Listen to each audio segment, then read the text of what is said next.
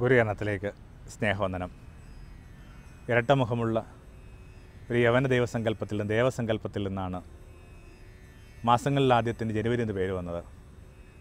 ഒന്ന് മുമ്പോട്ട് നോക്കി നിൽക്കുമ്പോൾ മറ്റേ മുഖം മുന്നോട്ടും നിൽക്കുന്ന ഈ ചിത്രം കൃത്യമായിട്ട് ജനുവരിക്ക് നന്നായിട്ട് വഴങ്ങും.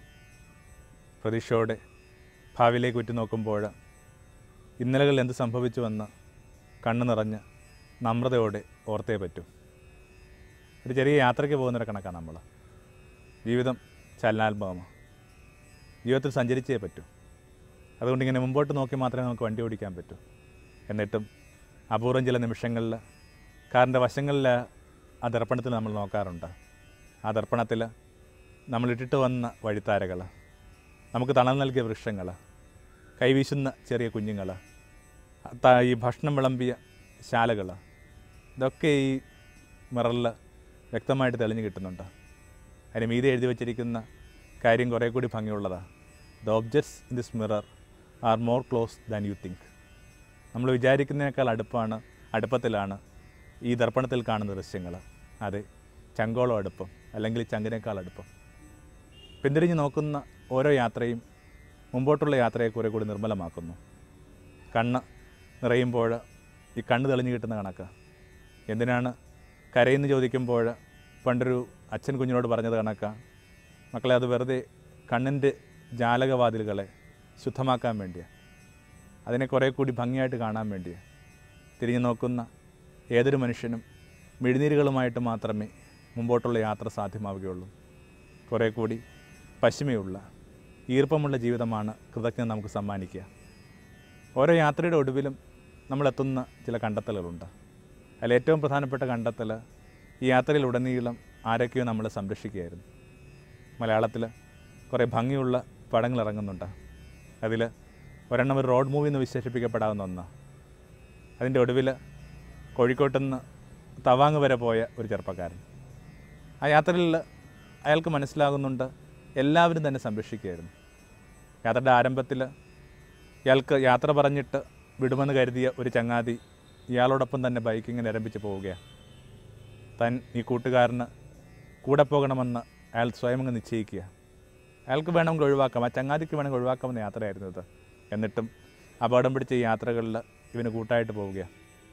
വഴിയിൽ എവിടെ വെച്ച് ഇങ്ങനെ ഈ രണ്ട് ചെറുപ്പക്കാർ അപകടത്തിൽപ്പെടുമ്പോൾ പെട്ടെന്ന് വരുന്ന വേറൊരു സംഘം മനുഷ്യർ.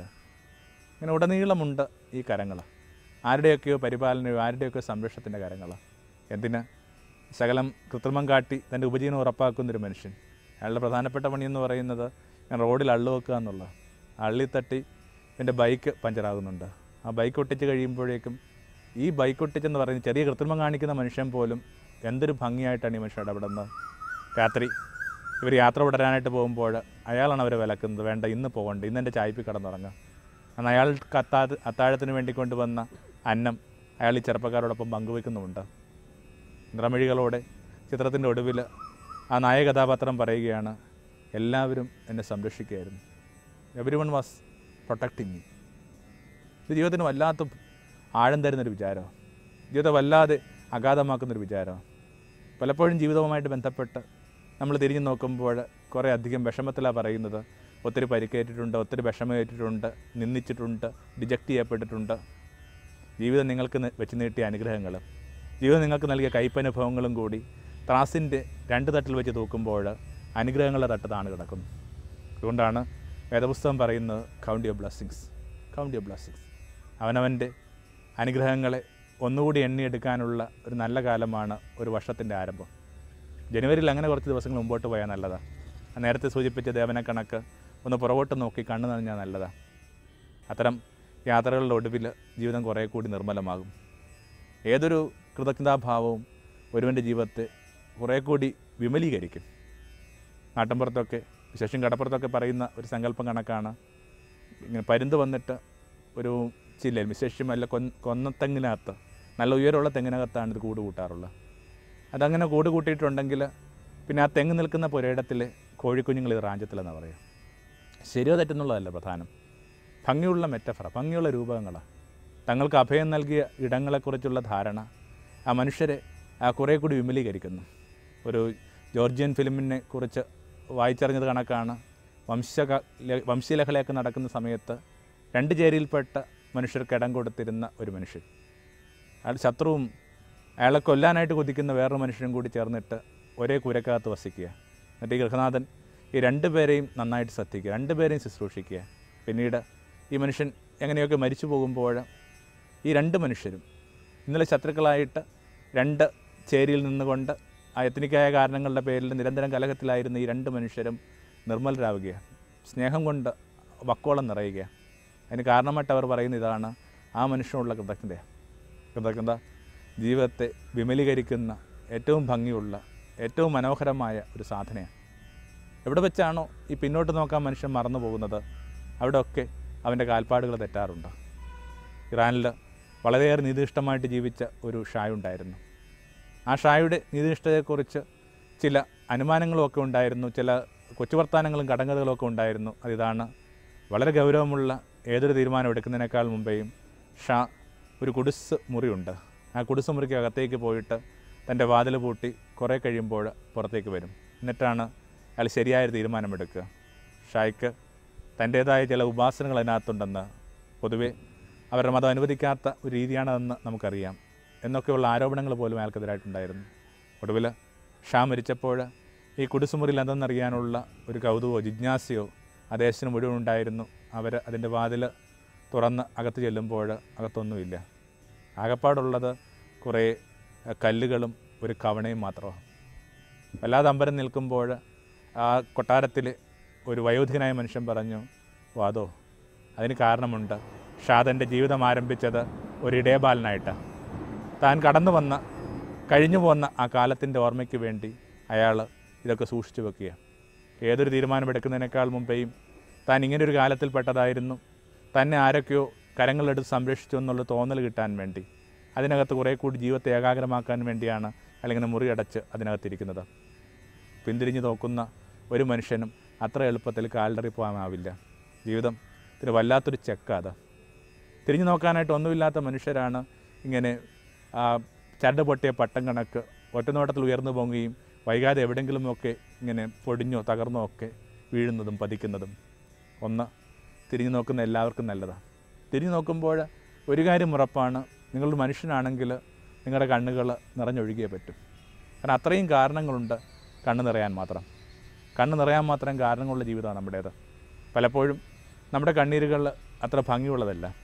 കാരണം നമ്മൾ കണ്ടുമുട്ടുന്ന മിക്കവാറും കണ്ണീരും എന്തോ നിഷേധിക്കപ്പെട്ട തോന്നൽ നിന്നാണ്. കളിപ്പാട്ടം നിഷേധിക്കപ്പെട്ട കുട്ടി തൊട്ട് സ്നേഹവും പരിഗണന നിഷേധിക്കപ്പെട്ട വീട്ടമ്മ, പരിചരണം നിഷേധിക്കപ്പെട്ട വയോധികൻ, ഇങ്ങനെ എല്ലാവരും പറഞ്ഞുകൊണ്ടിരിക്കുന്ന എല്ലാവരും ചൊരിയുന്ന കണ്ണീരിന് മിക്കവാറും ഒരേ അർത്ഥമാണ്, എന്തോ ചില കാര്യങ്ങൾ നിഷേധിക്കപ്പെട്ടു. എന്നാൽ ആത്മീയതയിലുള്ള കണ്ണീരുണ്ട്. അതൊന്നും നിഷേധിക്കപ്പെട്ടതുകൊണ്ടല്ല, മറിച്ച് സമൃദ്ധമായിട്ട് കിട്ടിയെന്നറിവാണ്. ആ സോക്രട്ടീസിൻ്റെയൊക്കെ കണ്ണീരതാ. നമുക്കറിയാം അവസാന നിമിഷം ഈ മനുഷ്യന് ആ ഹെംലക്ക് എന്ന് പറയുന്ന വിഷമാണ് കൊടുക്കുന്നത്. ആ വിഷത്തിൻ്റെ പ്രത്യേകത ഇങ്ങനെ ചെടികളിൽ നിന്ന് എക്സ്ട്രാക്ട് ചെയ്യുന്നത്, അതല്ല അതിൻ്റെ പ്രത്യേകത. അതിങ്ങനെ കുടിച്ചു കഴിഞ്ഞാൽ മരിക്കോളം ബോധമുണ്ടാകും. മരണത്തിനും ജീവനും ഇടയിൽ ഒരേ ഒരു നിമിഷം മാത്രം ഉണ്ടായപ്പോൾ അവശേഷിക്കുമ്പോൾ സോക്രട്ടീസ് പെട്ടെന്ന് ഓർമ്മിക്കുകയാണ്, തനിക്കൊരു കടമുണ്ട്. അയാൾ പറഞ്ഞു, ഇന്ന ക്ഷേത്രത്തിൽ ദേവന് ഞാൻ എൻ്റെ പൂങ്കോഴിയെ നേർന്നിട്ടുണ്ട്, വീട്ടണം. അപ്പോൾ ശിഷ്യന്മാർ പറഞ്ഞു, വീട്ടാം. എന്നിട്ട് അവർ ചോദിച്ചു, മറ്റ് കടങ്ങൾ വല്ലതുമുണ്ട്? ചോദ്യത്തിന് മുമ്പിൽ ജീവിതത്തിൽ ഒരിക്കലും കണ്ണ് നനഞ്ഞിട്ടില്ലാത്ത ഈ മനുഷ്യൻ, വിഷക്കോപ്പ് മോന്തുമ്പോൾ പോലും കൈവിറക്കാത്ത ഈ മനുഷ്യൻ ഇങ്ങനെ വാവിട്ട് കരയുക. അതിനിടയിൽ അയാൾ ഇങ്ങനെ പറഞ്ഞു അത്രേ, മറ്റു കടങ്ങളൊക്കെ എങ്ങനെ വീട്ടി തീർക്കാനാണ്? ദൈവം നൽകിയ കൃപയുടെ കടങ്ങൾ, ഗുരുക്കന്മാർ നൽകിയ ഉൾവെളിച്ചത്തിൻ്റെ കടങ്ങൾ, അപ്പൻ ചൊരിഞ്ഞ വിയർപ്പിൻ്റെ കടങ്ങൾ, അമ്മ വീഴ്ത്തിയ കണ്ണീരിൻ്റെ കടങ്ങൾ, പെങ്ങൾ വിളമ്പിയ അത്താഴത്തിൻ്റെ കടങ്ങൾ, അപരിചിതർ പോലും വെച്ച് നീട്ടുന്ന ശ്രദ്ധയുടെ കടങ്ങൾ ഇല്ല. ഒരു കടവും വീട്ടാതെ നമ്മൾ കടന്നു പോകും. നമ്മുടെ കാലത്ത് കൃതജ്ഞത എന്ന് പറയുന്നത് ഒരു ഒഫീഷ്യലായൊരു വാക്കുണ്ട്. മനുഷ്യൻ അവൻ്റെ കൃതജ്ഞത പറഞ്ഞു തീർക്കുകയോ ചെയ്തു തീർക്കുകയോ ഒക്കെ ചെയ്യുന്നുണ്ട്. കൃതജ്ഞതകൾ അത്ര ചെയ്തു തീർക്കേണ്ടതല്ലെന്ന് തോന്നുന്നു. അതങ്ങനെ നിൽക്കട്ടെ. ജീവിതകാലം മുഴുവൻ നമ്മളെ വിനയാനിതരാക്കാനായിട്ട്, ജീവിതകാലം മുഴുവൻ നമ്രതയോട് നടക്കാനായിട്ട് പ്രേരിപ്പിക്കുന്ന വിധത്തിൽ അതങ്ങനെ നിൽക്കട്ടെ. ചില കൃതജ്ഞതകളെങ്കിലും ഇങ്ങനെ പരിഹരിക്കപ്പെടേണ്ടതല്ല, പ്രതിഫലം കൊടുത്ത് അവസാനിപ്പിക്കേണ്ടതല്ല. അങ്ങനെയൊക്കെ അവസാനിപ്പിക്കുമ്പോൾ ഒരു യോഗം അവസാനിക്കുന്ന കണക്ക് ജീവിതം വിരസമാകുന്നതാ. കൃതജ്ഞത പറഞ്ഞ് എല്ലാവരും പിരിഞ്ഞു. പറഞ്ഞു തീർക്കാനാവുന്നതല്ല കൃതജ്ഞതകൾ, ചങ്കിക്കൊണ്ട് നടക്കേണ്ട കൃതജ്ഞതകൾ. യേശു തിരുവത്താഴ മേശയിൽ എന്തുമാത്രം കൃതജ്ഞതാഭരിതമായിരുന്നുവെന്ന് ഒന്ന് വായിച്ചെടുക്കണം. അവനിങ്ങനെ കൃതജ്ഞതാഭരിതമായ അപ്പം എടുത്തെന്നാണ് പറയുന്നത്. ആ അപ്പം മാത്രമല്ല, നേരത്തെ പറഞ്ഞത് കണക്ക് ഈ പിന്നോട്ട് നോക്കാനുള്ള കണ്ണാടിയാണ് ആ രാത്രിയിൽ യേശുവിന് അപ്പം.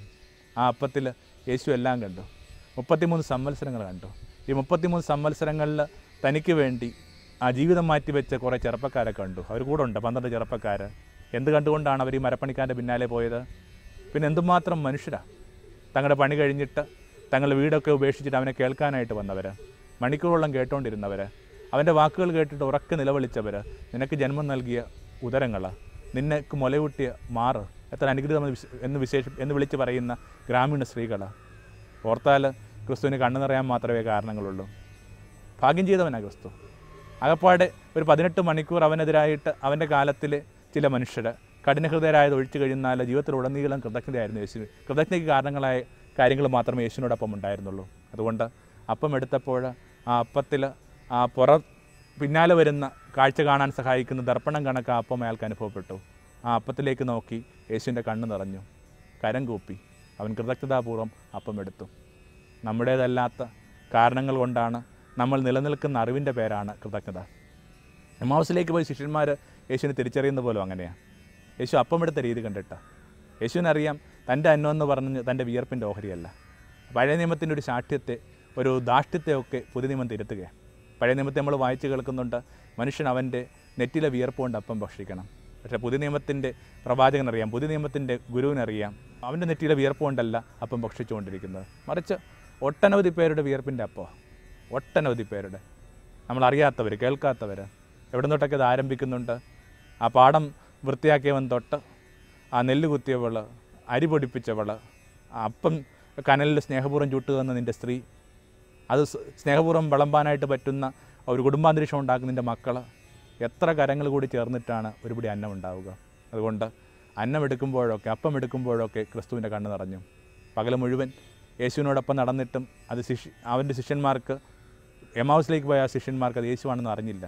പിന്നെ മനസ്സിലായത് അങ്ങനെയാണ്, പിന്നെ അപ്പം എടുത്ത രീതി കണ്ടിട്ട് നിങ്ങളുടെ ജീവിതത്തെ എന്തുമാത്രം കൃതജ്ഞതയോടെ, നമ്രതയോടെ തൊടുന്നില്ലെന്നറിയാം നിങ്ങളുടെ ക്രിസ്താംശം. അതുകൊണ്ട് തന്നെയാണ് കുറേ കൂടി കൃതജ്ഞതാഭരിതരായിട്ട് നിൽക്കാനായിട്ട് യേശു നമ്മളെ പ്രേരിപ്പിക്കുന്നുണ്ട്. കൃതജ്ഞത എന്ന് പറയുന്നത് ഇങ്ങനെ ഓർമ്മകളുമായി ബന്ധപ്പെട്ട കാര്യമാണ്. അതിന് ഒറ്റ അർത്ഥമേ ഉള്ളൂ, ഓർമ്മകൾ ഉണ്ടായിരിക്കാമെന്ന് മാത്രമേ ഉള്ളൂ. ആ ഓർമ്മകളെ ഒരു വികാരമായിട്ട്, ഒരു സാധനയായിട്ട്, ധ്യാനമായിട്ട് കൊണ്ടു നടക്കുന്നതിന് വിളിക്കുന്ന വാക്കാണ് കൃതജ്ഞത. ആ ഓർമ്മകൾ ഉണ്ടായിരിക്കട്ടെ. ആ ഓർമ്മകളില്ലാതെ പോയ ചിലരെ യേശു ശാസിക്കുന്നുണ്ട്. വേദപുസ്തകത്തിലെ ലൂക്കായുടെ സുവിശേഷം 17 അധ്യായം ഒന്ന് വായിച്ചാൽ നല്ലതാണ്. അതിനകത്ത് 10 പേരെ യേശു സൗഖ്യപ്പെടുന്ന കഥയുണ്ട്. 10 പേരെ ഒരു പക്ഷേ ഇങ്ങനെ അസ്പർശരെന്ന് കരുതപ്പെട്ടുന്ന 10 പേരെ, സമൂഹത്തിൻ്റെ ആ വിളിമ്പിൽ മാത്രം ജീവിക്കേണ്ടി വന്ന 10 പേരെ അവൻ സമൂഹത്തിലേക്ക് കൂട്ടിക്കൊണ്ടുവരിക, പള്ളിയിലേക്ക് കൂട്ടിക്കൊണ്ടുവരിക, മനുഷ്യാസ്ത്രത്തിലേക്ക് കൂട്ടിക്കൊണ്ടുവരിക, മനുഷ്യൻ്റെ ശ്രേഷ്ഠതയിലേക്ക് കൂട്ടിക്കൊണ്ടുവരിക. ആ അത്ഭുതം സംഭവിക്കുന്നത് ഇങ്ങനെ പാതയോരത്ത് വെച്ചാണ്, വഴിയാത്രയുടെ ഇടയിലാണെന്ന് വേദപുസ്തകം പറയുന്നുണ്ട്. നേരത്തെ പറഞ്ഞ കണക്ക് ഈ മുമ്പോട്ടുള്ള യാത്രയിൽ ഒത്തിരി അത്ഭുതങ്ങൾ സംഭവിക്കുന്നുണ്ട്. കുഞ്ഞുങ്ങൾ വലുതാകുന്നുണ്ട്, നിങ്ങൾ പലയിടങ്ങൾക്കകത്തും നിങ്ങളുടേതായ പേരുണ്ടാക്കുന്നുണ്ട്, നിങ്ങൾക്ക് പലതിനെയും സപ്പോർട്ട് ചെയ്യാൻ പറ്റുന്നുണ്ട്, വയോധികരായ മാതാപിതാക്കന്മാർക്ക് സംരക്ഷണം കൊടുക്കാൻ പറ്റുന്നുണ്ട്. ഓരോ യാത്രകളും നടക്കുന്ന അത്ഭുതങ്ങൾ സങ്കല്പിക്കാൻ പറ്റാത്തതാണ്. പക്ഷെ എന്നിട്ടും ആ അത്ഭുതങ്ങൾക്ക് കാരണമായിട്ടുള്ള ചില ഘടകങ്ങളിലേക്ക് എത്ര പേര് മടങ്ങി വരും? 10 പേർക്ക് ആ പാതയുടെ, അവരുടെ ദീർഘമായ യാത്രയുടെ ഇടയിൽ ഓരോരോ മാറ്റങ്ങളുണ്ടാകുമ്പോൾ, ജീവിതത്തിൽ സംഭവിക്കുന്ന കണക്കുള്ള ചില മാറ്റങ്ങളുണ്ടാകുമ്പോൾ ഒരാൾ മാത്രം മടങ്ങി വരിക. ആ മടങ്ങി വന്ന ആളോട് യേശു ചോദിക്കുന്നുണ്ട്, ആ 9 പേരെവിടെ? ആ 9 പേരെവിടെ? നമുക്കറിയാം, ഗുരുക്കന്മാരെന്നൊക്കെ പറയുന്നത് ഇങ്ങനെ വളരെ സാച്ചുറേറ്റഡ് ആയ ആൾക്കാരാണ്. നമ്മുടെ ഇകഴ്ത്തൽ കൊണ്ട് എന്തെങ്കിലും തരത്തിൽ ഹാനി വരികയോ, നമ്മുടെ പുകഴ്ത്തൽ കൊണ്ട് എന്തെങ്കിലും മഹിമ ഉണ്ടാവുകയോ ചെയ്യുന്നവരൊന്നുമല്ല ആ ഗുരുക്കന്മാർ. വിശേഷം യേശുവിൻ്റെ ഒരു സ്വഭാവം എന്ന് പറയുന്നത് തന്നെ നിങ്ങൾ ശ്രദ്ധിച്ചാൽ നിങ്ങൾക്ക് മനസ്സിലാകും. ഏതൊരു അത്ഭുതം ചെയ്തതിന് ശേഷം യേശു പറയുന്നൊരു കാര്യമുണ്ട്, ഇതാരോടും പറയരുത്.